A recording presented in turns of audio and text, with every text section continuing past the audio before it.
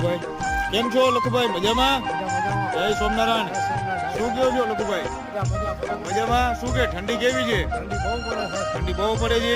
બાકી આ વર્ષે ઠંડી પડી એવી કોઈ દિવસ મેં જોઈ નથી હો. રેકોર્ડ તોડીને. લખુભાઈ આ એક વસ્તુ આ શું છે? આ જે મેં અત્યારે તમારી ત્યાં મેં જોઈ છે આ શું કહેવાય? પ્લાસ્ટિકનું છે કે શેનું છે?